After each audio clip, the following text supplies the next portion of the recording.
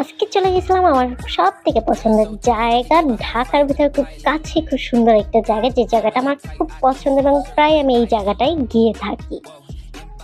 Hello guys, আসসালামু আলাইকুম।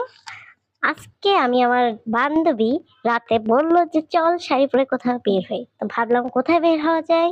এই সকালবেলা ভোর দুপুরে 11টায় বের হলাম, দেখেন শাড়ি পরে। তারপর ভাবলাম চন্দ্রিমা উদ্যানে যাওয়া যায়।